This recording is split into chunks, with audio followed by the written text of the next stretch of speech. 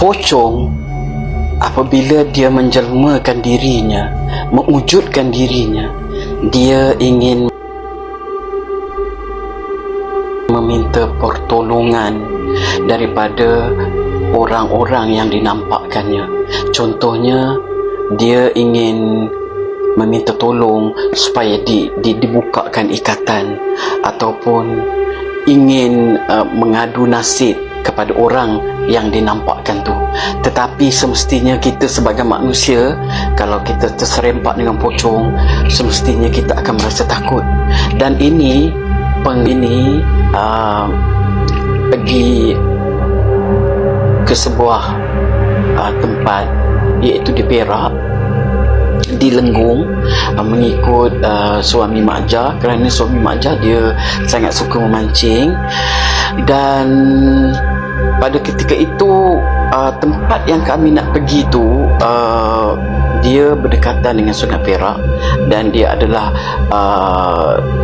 ada chalet di sana, beberapa buah chalet. Dan selalunya apabila kita dah masuk ke sana, agak susah untuk mencari makan, kerana melainkan kalau kita masak sendiri. Jadi Mak Jah dan juga keluarga, anak cucu pergi ke sana kerana suami Mak Jah nak mancing. Jadi apabila malam hari, kami saya dan suami saya keluar untuk pergi mencari makan, makanan yang ringan-ringan lah, kerana dekat kampung tu dia agak jauh, terpencil, dan kedai agak susah nak jumpa kedai. Ada pun kedai tu tutup awal. Jadi tetapi sebelum nak masuk ke chalet, kena melalui dua kubur.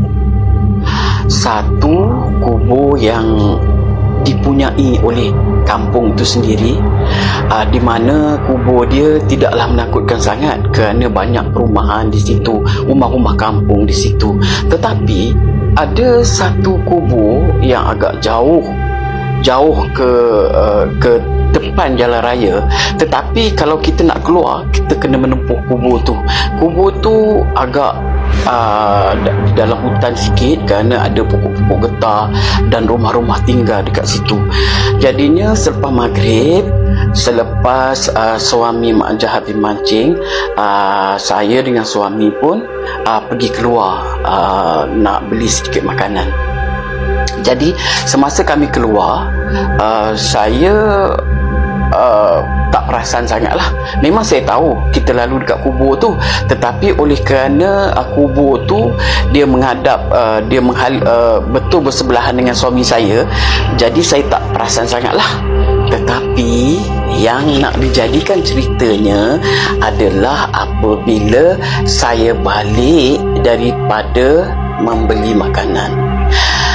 Mak Jah ni memang dah jadi tabiat. Apabila Mak Jah lalu kawasan-kawasan hutan, Mak Jah suka pandang kiri kanan.